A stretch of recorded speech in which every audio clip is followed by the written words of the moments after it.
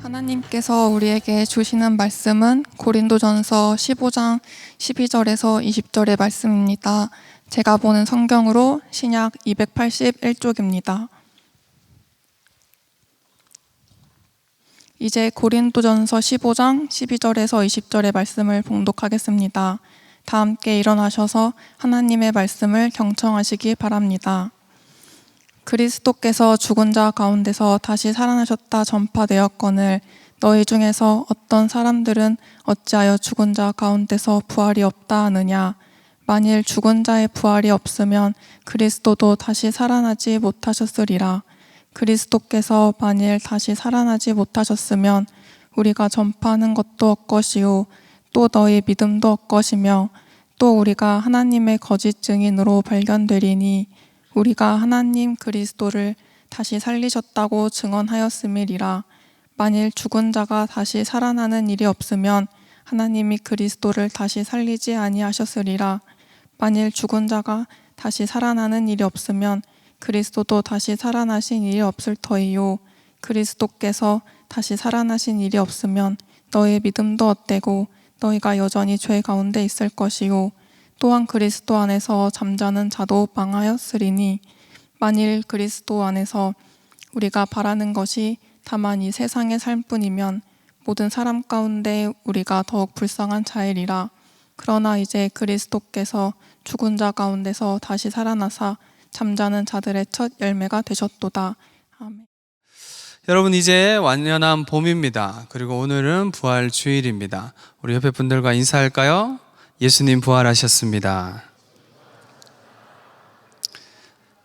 네, 또 옆에 분들과 한 번 더 인사할까요? 놀러 가주세요. 네, 놀러 가세요. 날씨가 좋아졌으니 지금은 놀러 갈 때입니다. 예배는 드리고 가주세요. 날이 조금 따뜻해지고 봄이 오게 되면 우리가 사실 부활절이라는 절기를 맞이할 때쯤이면 올해는 약간 빠르지만 보통은 벚꽃이 만개했던지 조금 지났던지 했을 때가 보통 부활절을 우리가 맞이합니다. 겨울에는 다 죽은 것 같고 메마른 것 같았던 온 천지 만물이 봄이 되면서 새롭게 음이 돋고 태어나는 것처럼 보이듯이 부활이라는 것은 죽었던 것이 살아났다라는 뜻입니다. 사실 본문의 고린도전서 15장은 별명이 있는 장입니다. 부활장이라고 부릅니다. 15장 1절부터 58절까지 모든 내용이 부활에 대한 내용이기 때문입니다. 특별히 바울이 처음부터 끝까지 우리가 가진 부활이 어떤 것이고 우리가 어떻게 부활할 것인지에 대해서 증언하기 때문입니다. 그래서 고린도전서 15장을 우리가 보면 우리가 가진 부활의 소망이 어떤 것이고 우리가 미래의 마지막 때 부활할 때 어떻게 부활할지 알 수 있는 본문이 고린도전서 15장입니다. 그래서 고린도전서 15장을 전체를 살펴야 되지만 전체를 읽고 싶었지만 전체를 읽으면 임원들이 저를 혼내킵니다. 아버지. 이렇게 긴 내용을 읽으면 큰일 나기 때문에 이제 중간에 짧은 구절을 함께 읽었습니다. 그래서 오늘은 전체 15장을 전체를 살피면서 바울이 이야기하는 핵심적인 부분 두 가지만 우리가 함께 나누려고 합니다. 고린도전서는 고린도라는 교회는 지역은 여러분 잘 알듯이 이방의 땅이고 이방신을 믿는 신들이 엄청 많은 땅이었습니다. 그래서 어디 가나 이방신을 믿는 사람들, 타락한 곳이었고 돈과 성적인 타락이 있는 지역이었습니다. 이 교회 안에 세상의 이야기들, 세상의 지식들, 세상의 기준들이 들어오기 시작했고 그 교회 안에 혼탁하게 하는 문제에 대해서 바울이 대변하고 훈계하고 권면하려고 고린도 전서를 먼저 썼습니다.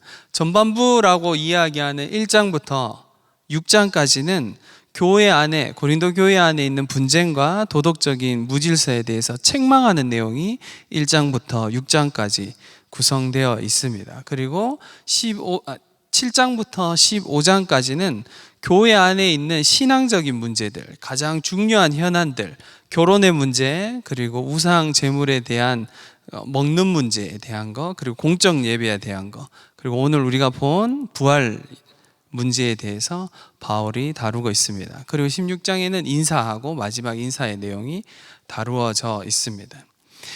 고린도 교회 안에는 헬라적인 사상이 많이 들어와 있었습니다. 헬라적인 사상이라는 것은 육체는 천하고 가치가 없고 썩어질 것이고 썩어질 몸, 그래서 별로 그렇게 중요한 게 아니고 영혼은 귀하고 아주 거룩한 것이다 라는 사상이었습니다. 헬라 사상에서 몸이라는 것, 육체라는 것은 악의 근원이다, 이런 사상이 있습니다. 그래서 부활 자체, 육체의 부활, 우리는 육체의 부활을 믿잖아요. 그런데 육체의 부활 자체를 회의적으로 생각하는 사람들이 있었습니다. 그 사람들은 헬라 문화권 그리고 영지주의자들 입장에서 봤을 때 우리가 성경에 있는 유대인들 중에는 사두개인들은 부활을 믿지 않았습니다. 육체의 부활은 없다라고 믿었습니다. 그래서 그냥 너는 이 세상에서 잘 살면 돼. 그냥 살면 돼. 그렇게 육체를 그렇게 열심히 뭘 해도 하지 않아도 돼라고 이야기했습니다. 거기에서 더 나가면 어떻게 되냐면 삶을 너 마음대로 살아도 돼. 그대로 괜찮아 라고 이야기하는 사상이 교회에 들어오게 된 것이죠. 그래서 이 부분에 대해서 바울이 대변하고 특별히 부활에 대한 이야기를 15장 전체에 걸쳐서 이야기합니다. 이런 회의론자들, 부활에 대한 회의론자들의 가장 특징 두 가지가 있습니다. 두 가지 태도가 있는데 첫 번째는 부활은 없다. 부활은 없다입니다. 어떻게 부활이 있는가, 죽은 자에게 부활이 있는가에 대한 질문에 대해서 바울이 답변하고 있고, 그리고 두 번째는 만약에 부활이 있다면 그러면 어떻게 부활하는 것이고 어떤 몸을 입고 우리는 부활하는 것인가에 대한 궁금증이 있었습니다. 이 부분에 대해서 15장 전체 안에서 이 큰 두 가지 주제를 가지고 바울이 고린도 교회에 답변하고 있는 내용입니다. 이 두 가지를 우리가 좀 크게 살피면서 우리가 가진 부활, 신앙, 우리가 생각하는 부활, 우리가 가지고 있는 부활의 소망은 성경적인 것인가 아니면 그냥 막연한 것인가, 우리는 어디 위에 신앙을 세우고 있는 것인가를 좀 살펴보려고 합니다. 부활이 있냐라고 물음에 바울은 그리스도의 부활의 역사성을 제시합니다. 역사적으로 확실한 증거를 제시하죠. 첫 번째는 예수 그리스도께서 부활하셔서 베드로에게 보이시고 게바에게 보이시고 그리고 12 사도들에게 보이시고 500여 형제들과 수많은 증인들에게 보이셨다라는 것을 먼저 제시합니다. 그러니까 수많은 증인들이 예수 그리스도의 부활을 보고 목격했고 증인들이 여전히 우리 가운데 있고 보았던 사람들이 있다라고 이야기합니다. 여러분, 그냥 부활이라는 이야기는 그냥 막연히 당연히 부활이 있는가라고 생각했을 때 우리는 그냥 서스럼 없이 받아들이지만, 이런 사람들, 부활은 없다, 왜 부활이 있냐라고 생각하는 사람들에게 있어서는 부활이 확실하다라는 말 자체가 설득하기가 꽤 어려운 문제입니다. 그러나 바울은 이것이 우리가 가진 기독교의 근간이고 근본임을 제시합니다. 그리고 성도들의 부활의 보증임을 이야기합니다. 이 말은 그리스도께서 부활하신 것이 역사적으로 확실하기 때문에 우리의 신앙도 그 위에 세워진다라고 바울이 이야기하는 것이죠. 그래서 그 이어서 오늘 읽었던 본문, 우리가 오늘 읽었던 본문 앞에 본문이 제가 금방 설명했던 본문이고, 오늘 읽었던 본문에서 바울이 이어서 만약에 그렇다면 그리스도의 부활이 없다면 우리가 지금 하는 행위, 전도를 하고 예배를 드리고 기도를 하고 고난을 당하고 그걸 모두 다 감수하는 모든 것은 헛된 것이다, 예수 그리스도의 부활이 없다면. 그리고 가장 불쌍한 사람들이 그리스도인이다, 예수 그리스도의 부활이 없다면.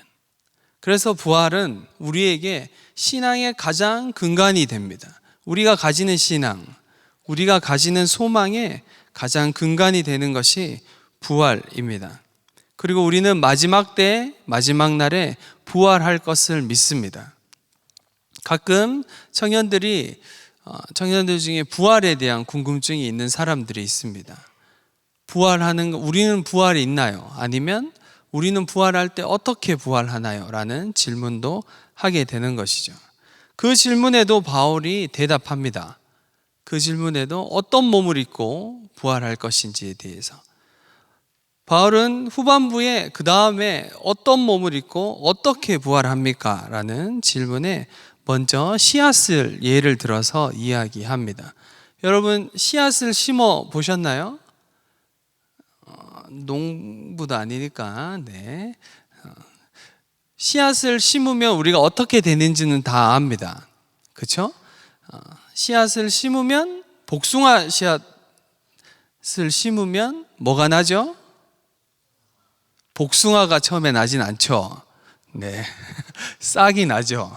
네. 싹이 나고 줄기가 나고 나무가 자라고 그리고 나서 열매가 맺죠. 여러분, 사과 씨나 복숭아 씨든 배 씨든 어떤 씨든 여러분 씨앗을 봐서 배를 볼 수 있는 사람은 없습니다. 사과로 합시다.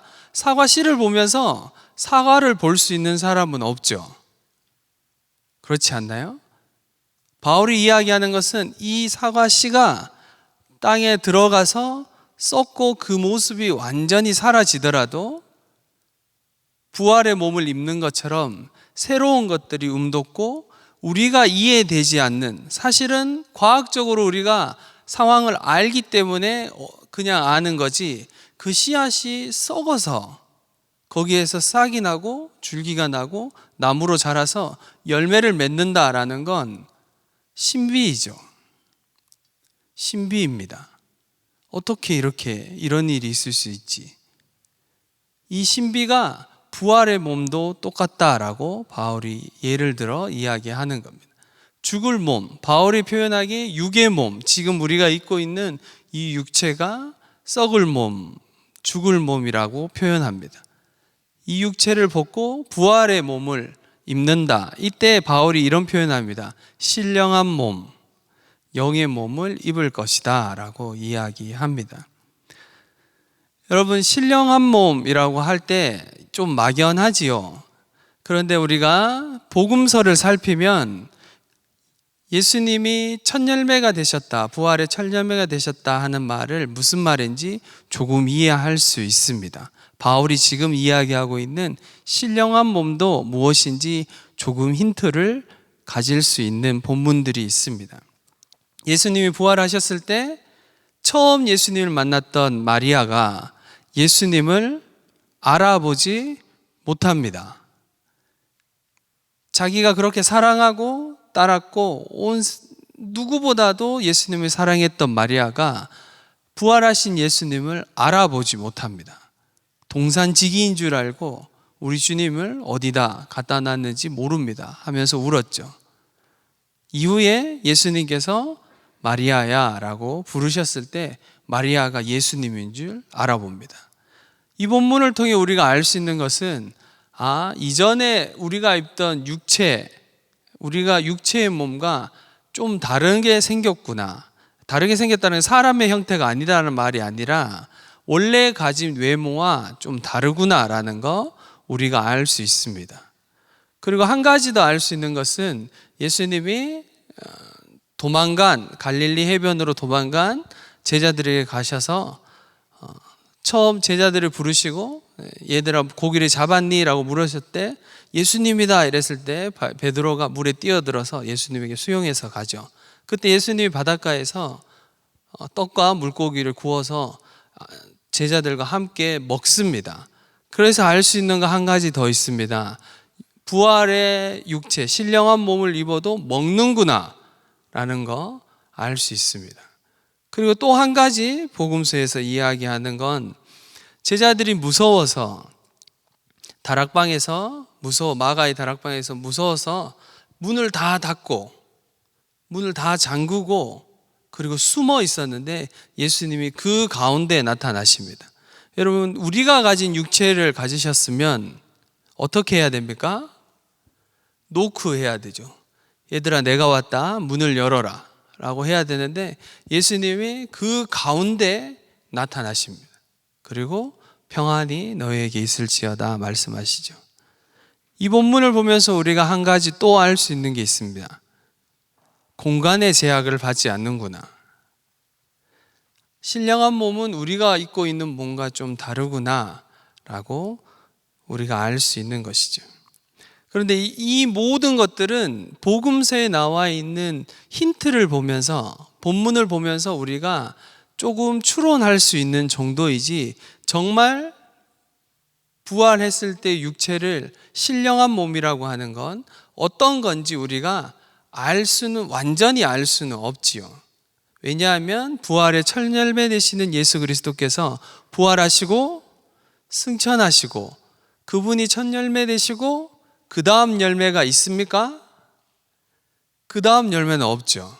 예수님이 그대로 그 신령한 몸을 입으시고 하늘로 가셨고 성경에서는 그대로 우리가 본 그대로 다시 오시겠다라고 말씀하셨습니다. 그러니까 그 신령한 몸을 지금도 예수님은 입고 계신다라는 거 알 수 있습니다. 그래서 성경적인 사람에 대한 관점은 영과 혼과 육을 구분하지 않습니다. 헬라 사상에서는 영은 거룩한 것이고 육체는 악한 것이어서 육체를 아무렇게나 해도 된다라고 하는 사상과 성경이 바라보는 사람에 대한 관점은 완전히 다른 것이죠. 영과 혼과 육이 서로 완전히 하나로 영향을 주고받는다라는 것이 성경적인 관점이고, 그 완전함은 우리가 마지막 때 예수 그리스도께서 이 땅에 오실 때 우리가 모두 다 부활의 신령한 몸을 입고 하나님의 나라에 들어가는 그날을 소망하며 우리가 지금도 살아가고 있는 것입니다. 여러분, 고린도 교회 안에 이 문제는 꽤 어려운 문제였습니다. 이 문제에 대해서 가장 근본적으로 계속 내려가면 우리의 신앙의 가장 근간이 되는 부활 신앙, 성탄절이 중요하긴 하지만 굳이 우리 기독교인에게 가장 중요한 절기는 뭐냐라고 물으면 부활절입니다. 그건 바울이 오늘 증언하는 증언과 같은 마음입니다. 부활이 없으면 우리가 하는 모든 것들이 헛된 것이기 때문입니다. 부활이 없으면 죄도 이길 수 없고, 부활이 없으면 우리가 매일같이 예수 그리스도를 닮아가려고 애쓸 필요도 없습니다. 그냥 이대로 살다가 죽으면 끝이니까요.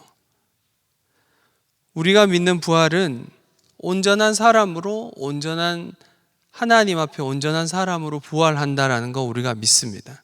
어떤 친구들은 묻습니다. 그러면 청년으로 부활하나요? 아기로 부활하나요?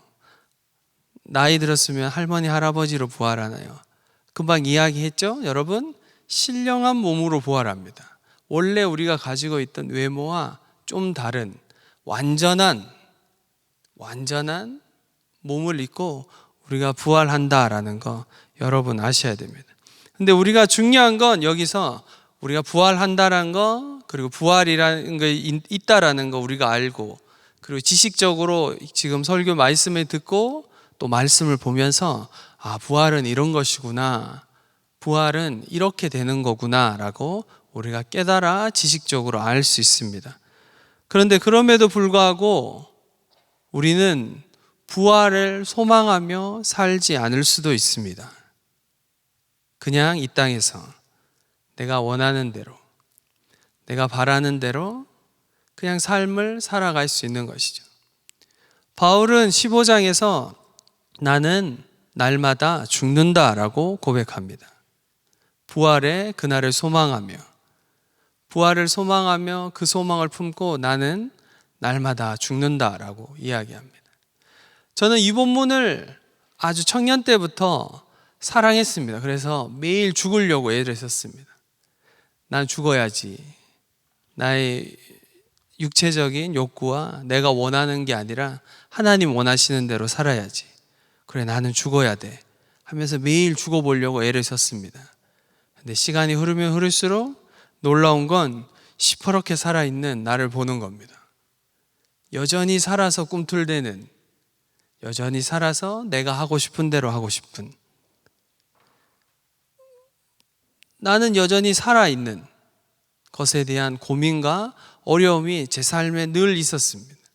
예수 그리스도를 인격적으로 만났음에도 불구하고 사실 이 고민은 인격적으로 만난 이후부터 더 심각해진 것이죠.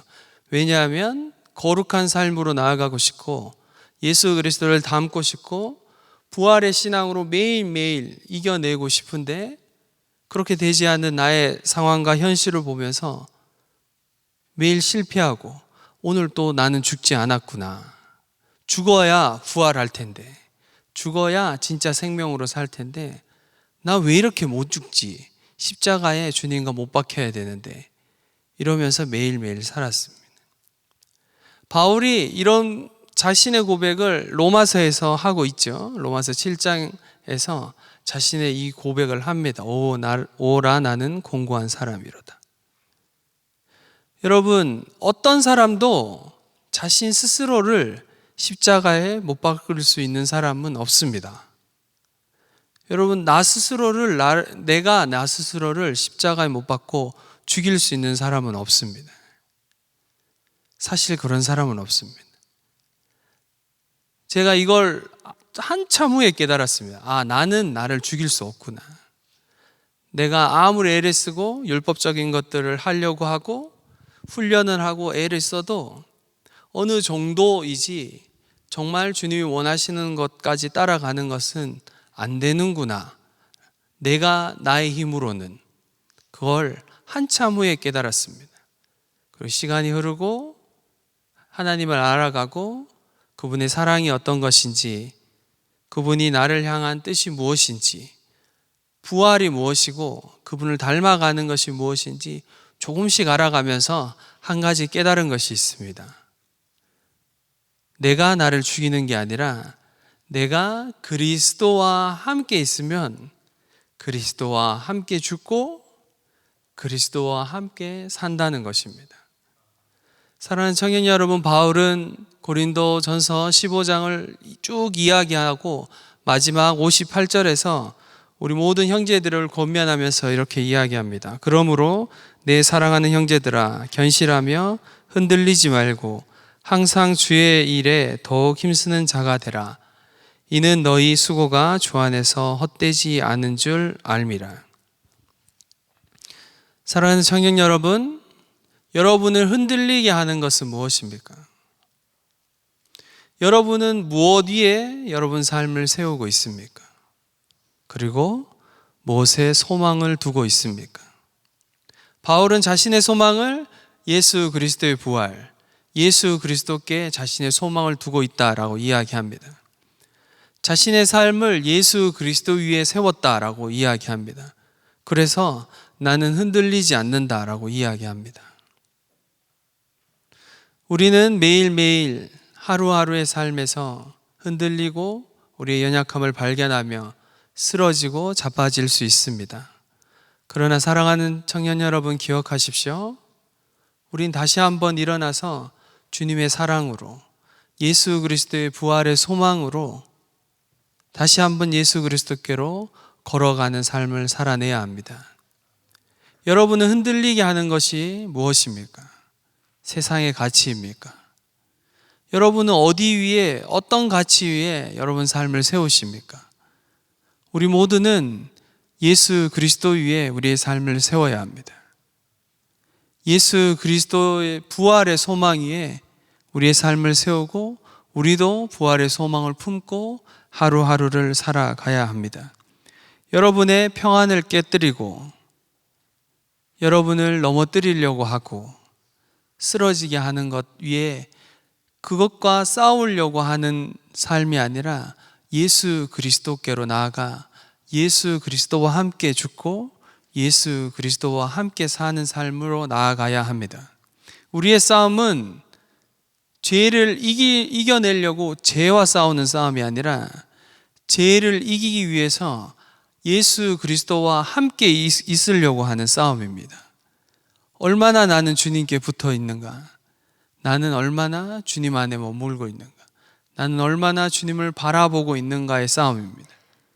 여러분, 우리가 또 일주일의 삶을 살아갈 텐데 일주일의 삶 가운데 매일 아침마다 주님을 바라보고 주님 안에 머물고 예수 그리스도와 함께 있으므로 예수 그리스도와 함께 죽고 예수 그리스도와 함께 사는 생명의 삶으로 나아가는 여러분 되길 바랍니다. 말씀을 마무리하겠습니다. 우리 안에 소망이 있습니다. 부활의 소망입니다. 마지막 날을 바라보며 이 땅에 녹록지 않고 고단한 삶을 살아갑니다. 그러나 우리는 세상 사람들과 같지 않고 예수 그리스도 안에 있는 소망을 품은 사람들입니다. 부활의 소망을 품은 사람들입니다. 세상을 살아가며 우리의 연약함으로 흔들릴 수 있고 쓰러질 수 있지만 부활의 그 소망으로 예수 그리스도의 그 사랑으로 다시 한번 일어나서 견고하며 흔들리지 않는 자리로 예수 그리스도와 함께 죽고 예수 그리스도와 함께 사는 그 자리로 나아가 매일 주님과 동행하며 주님 안에 거하는 저와 여러분 되기를 간절히 바랍니다.